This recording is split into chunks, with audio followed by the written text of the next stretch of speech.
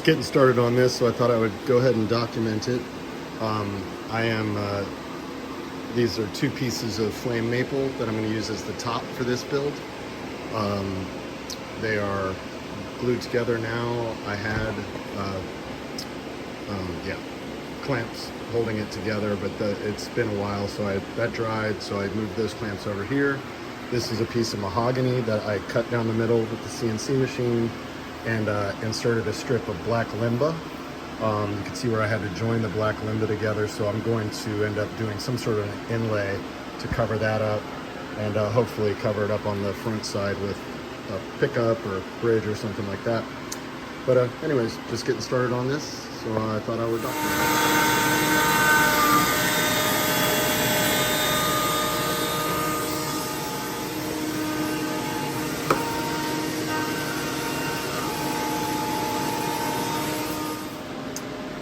So to hide the seam, I'm doing just little diamond inlays in the Black Limba. There's that, but then just so it's not one inlay, I'm gonna do some, I think I had thought about using the maple from the top, but I've got this ebony left over from a fretboard that I did. So I don't know, I haven't quite decided. I think the contrast of the ebony might be a little cooler. So I think that's probably what I'm going to try.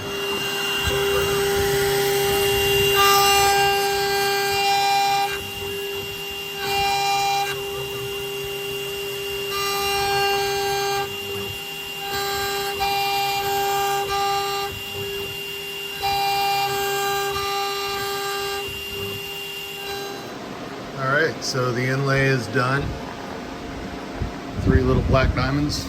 And that's where the seam was. Can't even tell. I like how that grain right there is. Doesn't match this, but you can't really tell where it goes. I think it's cool. So that is the back side of this Telecaster. You can see it was a 3-piece mahogany blank. I cut it down the middle, and that's Black Limba in the middle and ebony inlays. So, time to flip it over, level the other side, and glue the maple top to it.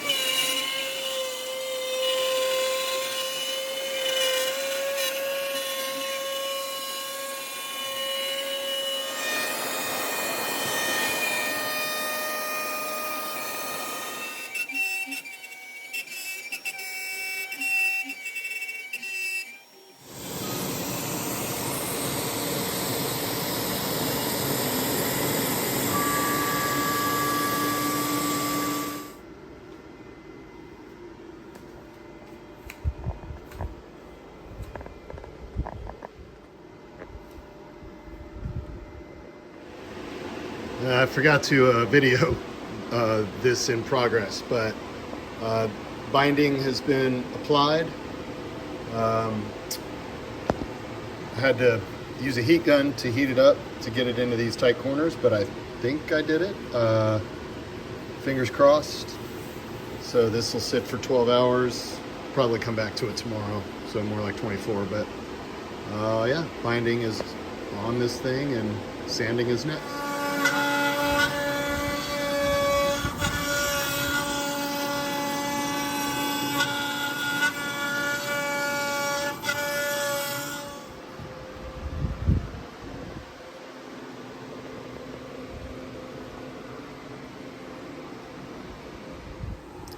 So there's the body with its neck matching the stripe in the middle, and I'll put the ebony fretboard on it. That should be here tomorrow. I really like that. But yeah, it's looking good.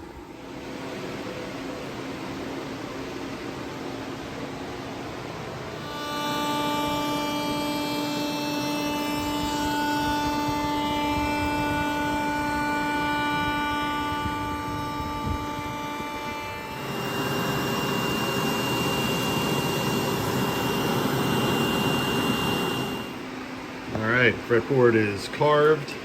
So this is a jig that I made for sanding the radius.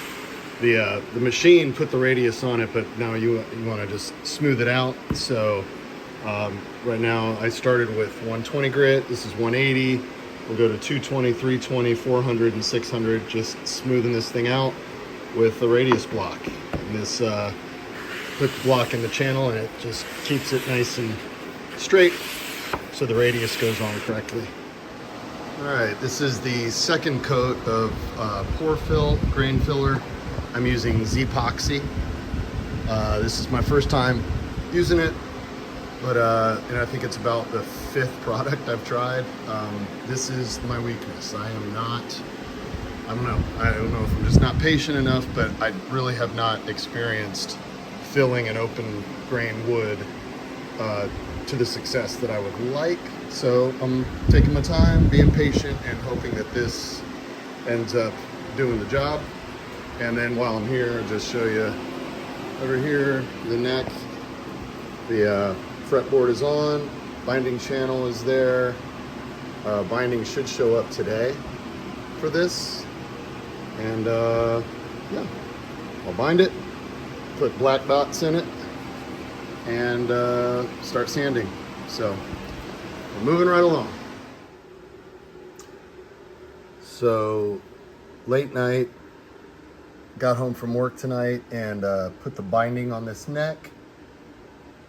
This is my first time binding a neck. I don't know what I'm doing. I'm not real sure what's going on down here, but I think I got this pretty good. And then in the meantime, over here, just did the 3rd coat. I sanded this back to 220, and then put the 3rd coat of Z-Epoxy grain filler.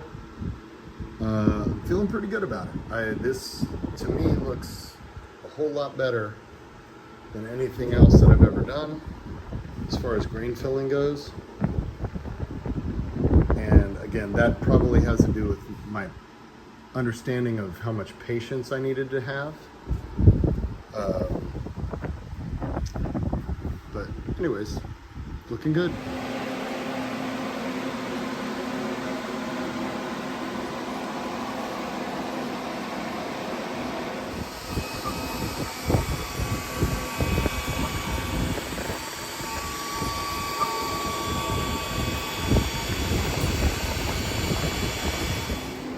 Logo's done, and it's time for frets.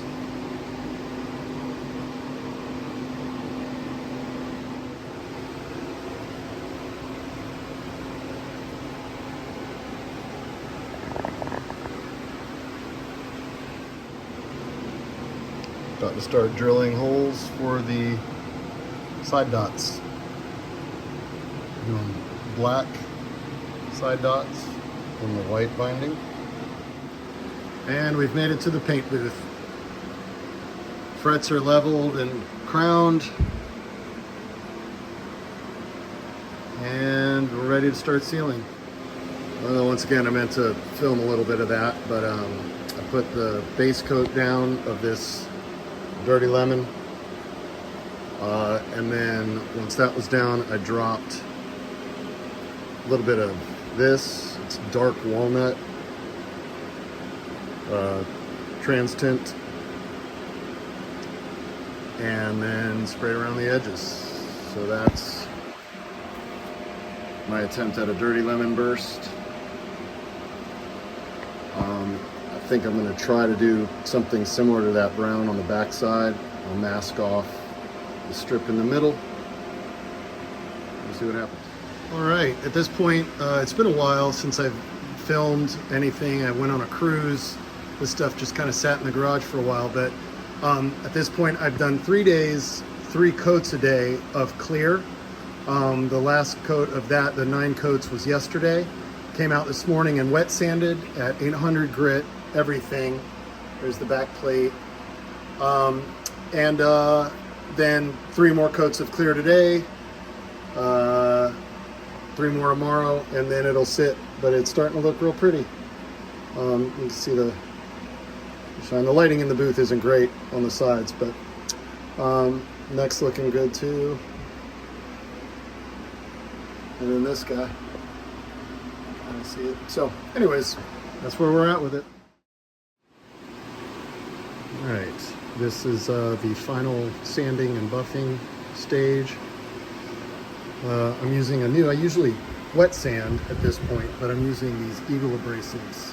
They are for dry sanding, Super Acelix and Bufflex. And at this point, I'm through all of the grits of the Acelix and I'm into the Bufflex 2500, and then I'll do 3000, then on to the buffing. So, yeah, a little messy, but I'll clean that up real good.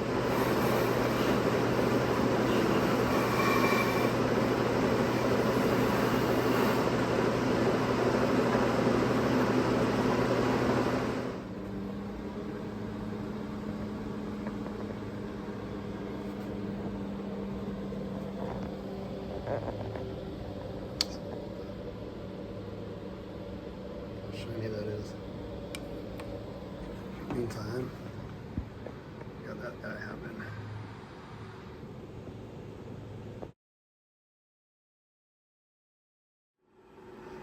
Well, I did a pretty bad job wrapping this video up. I kind of just put my head down and got to work on it. So assembly didn't get a whole lot of video coverage, but it's all done. And I'm taking it out to work today. So I thought I would wrap this video up before it leaves the garage. And if you're watching this video, you don't know me. I play music out at Disney full time, and so it's kind of cool that I can build a guitar and then take it to work, make money playing it. But yeah, I ended up putting the Bigsby on it, the Mastery Bridge. That's a Parsons Street humbucker from StewMac, and then a Seymour Duncan P90. Single volume, 3-way switch with the chrome knob, I like that. Tone control, Tessie switch. If you've never used a Tessie kill switch, that's where you get them, they're awesome. Also great customer service. Graphtec nut with a Graphtec string tree. Grover locking tuners, the minis, which are great. And yeah, I named this one Diamondback because of the inlay on the back. And the cover is made from scrap. Whoop, haha. Scrap from the top, which is pretty cool. And the Black Limba, I don't know if I mentioned, is left over from a previous build where I made a Black Limba Jazzmaster.